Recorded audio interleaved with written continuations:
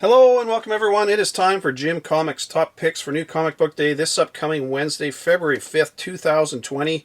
We've got another good week of books coming. It's a little lighter week for me this week, but that's okay. Sometimes my wallet needs a break, but there's still some really good books to get this week, so we'll get into that shortly, what I'm looking at, top covers, top picks, the usual. I got some spec books at the end. I haven't done spec book talk for a while on these videos, but man, one of them is really cool. It's going to be a little long, but you'll get it when I get to it. But anyways, there's a few of them at the end, so stick around for that.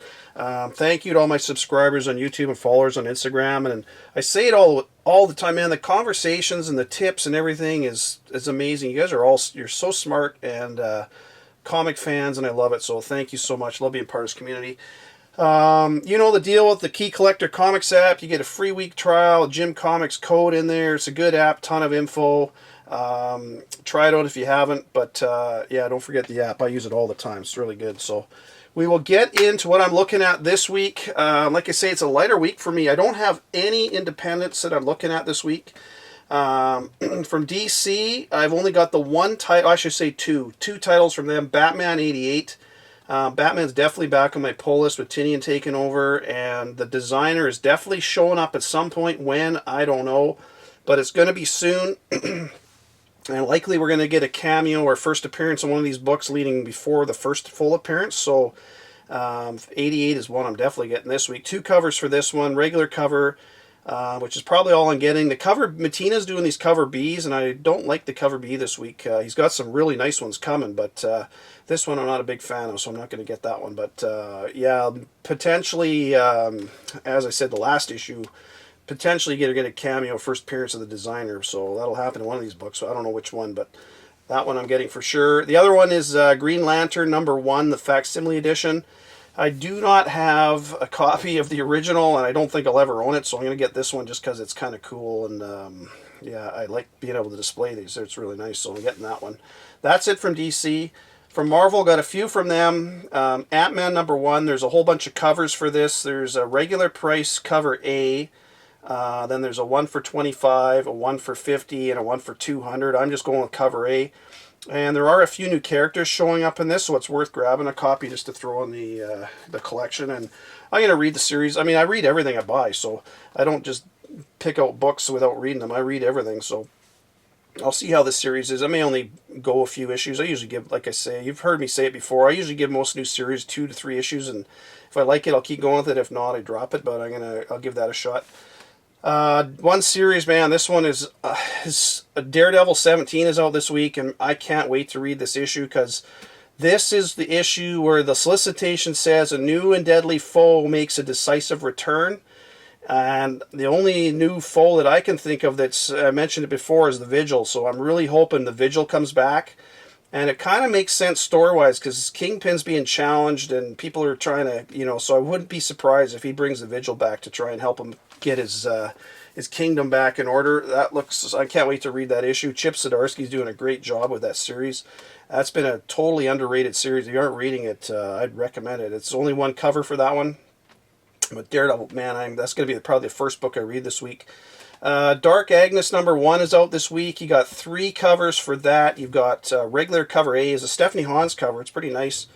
Cover B is okay. Then cover C is, I believe it's a 1 for $25. I'm not going to get that. I'm just going to get cover A. Give it a read. And that is Conan Serpent War #1. I have it somewhere. I don't know. I should have brought it out. But that was her first appearance in the Marvel Comics universe. Not her first appearance in comics. Dark Horse had several books out before, but that Conan Serpent War is her first appearance in the MCU, and she's on the cover too, so of cover A, so it's a good one to get. Don't know if it'll ever do anything, but it's I love first appearances. So Immortal Hulk Great Power #1 is out this week. 2 covers for that. I like cover A. Cover B is okay, but I'm just getting cover A, so that one's out. Miss Marvel #12 is out, just the one cover. And don't forget, I've showed this, at least a month or two ago. I can't remember when it was. But issue number 13 is going to be the first appearance of that character called the Amethyst. And he's on the cover, so very likely you're going to get, anytime they do that, they tend to put a cameo or first appearance in the previous issue. So this issue 12 you very well may get a cameo of that Amethyst showing up in this number 12, so it's worth grabbing a copy. I like grabbing these Miss Marvel stuff just because there's very little Miss Marvel comics. I mean, she's been in comics obviously for a few years, but she hasn't been in for decades and decades like a lot of other characters. So this Miss Marvel show that they're doing on Disney Plus, there's a good chance that a lot of this stuff showing up in the comics now and over the previous few years is going to show up in the show, so it's worth grabbing. And it's been a decent series and a low print run too, so if anything does show up, it's gonna be worth owning. Miles Morales number 15, 2 covers for that one. See what happens anymore about Billy Morales or what's going on in there. It's been a good series actually. I didn't read it all the way through. I bought the first couple and I kind of dropped it, and then I picked it back up again, and I've been buying it ever since. So Miles Morales, 2 covers like I say for that one this week. Spider-Verse number 5, just the 1 cover. It's funny, there was 1 issue last week and now there's 1 this week, but whatever. Spider-Man Noir shows back up in this, even though he was supposedly dead. Looks like he's back from the dead, so that'll be good. And there's potentially a new character showing up in this. I don't know or not, but anyways, I'm getting that for sure. I've been buying that one all the way through. Star Wars Darth Vader number 1. There's a whole bunch of covers for this, and I don't normally buy a bunch of Star Wars stuff. I recommended that Star Wars Kylo Ren.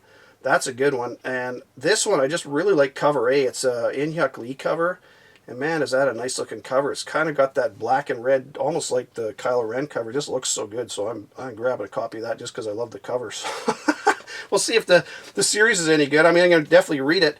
And it's supposed to be kind of around the Empire of the Strikes Back timeline, so that's kind of a cool point in the Star Wars franchise. Man, that was a good movie. Again, I saw that one in the theaters. Man, I'm old. And last one from Marvel that I'm getting is X-Men Fantastic Four number 1. Whole bunch of covers for that. You got looks like 4 regular price covers, then a 1 for $50 and a 1 for $100.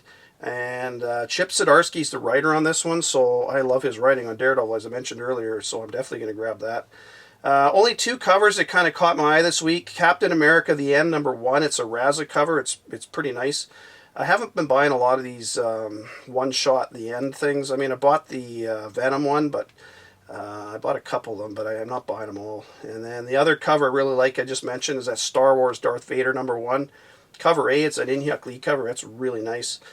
So my picks this week are Batman 88. I don't know if we're going to get a cameo or first appearance of the designer, but I am buying that series all the way through. I'm actually liking Batman again, so that is one of my picks. Antman number 1 is a pick because you got some new characters. I think might even be 3 new characters showing up, so that's worth getting.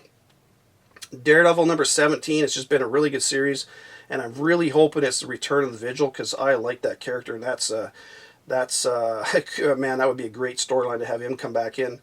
And my other pick is Miss Marvel number 12 because it's likely we're going to get a cameo or first appearance of Amethyst, who is on the cover of number 13, the next issue. And my honorable mention again is Star Wars Darth Vader number 1. That cover A is just really nice. I'm going to grab that one for sure.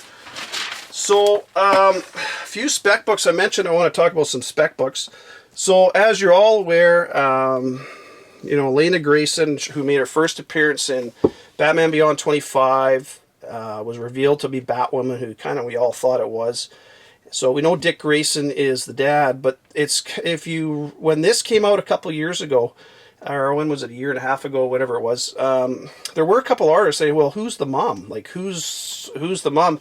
And I've read quite a bit about, I've read a few chat groups of what they're thinking and some articles, and the 2 I'm leaning towards, and are a couple really good books to get if you don't have them, is DC Comics Presents number 26 and DC Superstars number 17. Now this one is your first appearance of Starfire, your DC Comics Presents number 26. So Dick Grayson had a couple real love interests. Starfire was one of them. And so it's potentially she's the mom of Elena Grayson, but the one I'm leaning towards is Helena Wayne when she becomes Huntress. And the reason for that is she's the daughter of Batman, and Dick Grayson being the you know, having a love interest and everything. That would be, I think it would be kind of cool that Batman would end up being the grandpa of Elena Grayson and Dick Grayson being the dad with that. So I don't know. I just think that's kind of a cool storyline. But, you know, Huntress ended up dying in Crisis on Infinite Earths. But then in that 52 weeks, in the last issue, there's a picture, or there's kind of a glimpse of all the characters and stuff, and Huntress is up kind of in the top center there, and Jeff Johns confirmed later on that actually is Huntress, Helena Wayne. So it's like she's been brought back. I mean, it's comics, right? Nobody ever stays dead forever. So I wouldn't be surprised if Helena Wayne is going to be turning out to be the mom, and potentially could be showing up in this Batman Beyond at some point. I don't know. We'll see. I haven't seen her in there at any point, so it'd be kind of interesting if she did. That would be my pick. There is also the same time that came out. Oh damn! What the hell is the book? All Star Comics something or other. What shit? I wrote it down. Give me 1 second here. Yeah, All Star Comics number 69, and this book were both came out on the same day back in. Was it 1977? I think this came out. But anyways, they both came out at the same point. I wrote it down here. I think it was December 97. Yeah, December 97. So this book and All Star Comics both came out the same day. But it's kind of the first appearance and origin of her. So that's who. There is another Huntress, Helena Bertinelli. She becomes the Huntress in the Huntress #1. There's an image of that on the screen. But this Helena Wayne, I think, is the one that's going to end up being the mom. I don't know. That's my opinion. Anyways, those are a couple really good books. Whether you have them or not, or whether she becomes the mom or not, these are both. I mean, obviously, this is a first appearance of Cyborg as well, and the New Teen Titans. So it's a great book to own. One of those kind of key ones from the past.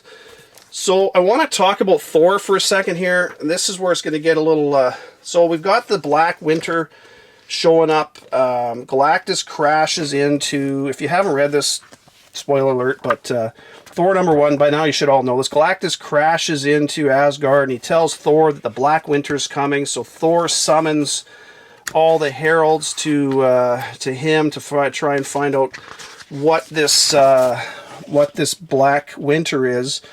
And Silver Surfer shows up. Of course, he's Silver Surfer Black now. But he shows up and he explains that the Black Winter killed the universe before ours.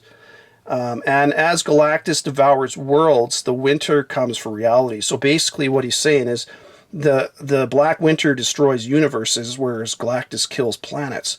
And that is really interesting because then in issue #2, you get kind of a glimpse of the Black Winter showing up, and it says this is right after the page of all these kind of an homage to all the DC heroes racing off to fight them, or to fight the Black Thing. But anyways, it says, and they will see the stone-faced avatar of their one true end. For them, their Omega, the one who is. So the one who is coming to destroy the universe. So that's interesting. And if you remember back in Mortal Hulk #24, right at the beginning, you had the little blurb with Galactus. It's kind of interesting that Galactus is sure coming up a lot. So they wished, they prayed, and then they found fulfillment as the first cosmic ray burst inundated the star-crossed ship. And then you get kind of a brief glimpse of Gallantaw, who becomes Galactus, and you hear somebody talking to us. It says, Gallantaw, can you hear me? I am the sentience of the cosmos, and you are its last survivor. You have been baptized in the energies of creation, and now we too will become a new form of life. So that's kind of interesting. And then when the universe is reborn, he becomes Galactus. I think everybody kind of is aware of that, so that's really kind of cool. But here's where we go down the rabbit hole, because if you remember back a couple years ago, Dale Valiant Horton put out a really good article on Omnipotentus, and I'm going to stop right there, and I know I'm going to get some literary scholars going to say that, Jim, it's omnipotent, that's how you pronounce it. Yes, I understand that's how you pronounce omnipotent, but when you add the IS on the end, it becomes omnipotentus, so that's how I say it. If you don't like it, too bad. Anyway, so the storyline starts in 25. You got 26, Galactus he shows up at the end of 25. He's talking to Moon Girl through 26, 27, explaining how Omnipotentus is coming. And then in 28, you get the Omnipotentus showing up. And what does it say right on the cover? Who is the devourer of universes? Beware Omnipotentus. And take a look at the image. You get this black hand kind of coming out. And I have to give a shout out to FM Comics. You can fill in the blank for the F part. But he was chatting with me the other day. He's like, Jim, you mentioned, because I talked about this book a couple years ago. And this was a super low print run. It was like 6,659 according to Comicron. So it's under 7,000. Like, it's a super low print book. And it's going to be really interesting if this Black Winter or Star Plague or whatever ends up being Omnipotentus. And it's funny that all these books are tying started showing the origin of Galactus and the universe ending and really letting people know that that's what happened. And in this storyline with Moon Girl and Omnipotentus showing up, Omnipotentus says, "Oh, I remember you, Galactus," and talking about how he is, he remembers them, but not by very much. But anyways, I just want to go, the story runs through 29 and then 30. So give me 2 seconds, and I'm gonna open up a book here. I just want to show a couple things from 26, so hold tight. Okay, so in 26, this is the interesting part. So it says, the magnitude of my message could not be more awesome. This is Galactus talking to Moon Girl. He says, throughout my existence, I have employed heralds to bring tidings of cosmic destruction, but now I bear bad news that must be delivered personally. As Silver Surfer is to me, Galactus is to another, an entity so terrible he threatens not just worlds, but reality itself. The end is, and then she cuts him short. And then Galactus says, your universe is ending. So Omnipotentus exists between all realities of the Omniverse. Like me, the power cosmic sustains him. But his appetite is far greater than mine. He is not sated on planets. He eats universes. So that is really interesting. And I know, like I say, that I've talked about this book before. And it's one of those ones where, man, if that turns out to be the Black Winter or the Star Plague, that'll be really interesting because, like I say, that is a super low print run book. And again, a big shout out to Dale Valiant Horton, who a couple years ago put out an article on that, and that's where I got the info. And man, oh man, if you have that book, hang on to it or dust it off and don't get rid of it. And the funny thing is, in that storyline, because Omnipotentus says Omnipotentus always is, and after me there's nothing. So it's really cool. And the one thing, and it's kind of interesting, it's revealed in number 30, the one thing that can that has power over Omnipotentus is time. And who has the time stone right now? A guy we haven't seen since the Infinity Wars, Henry Bautista, has the time stone. So wouldn't that be funny if he ends up coming back to save the day, an ex-con who escaped from prison. That's awesome. Anyways, that was it for my spec. I thought that was really cool. That I like to say, I'm kind of thinking that it makes a lot of sense that Omnipotentus, especially with Galactus and everything.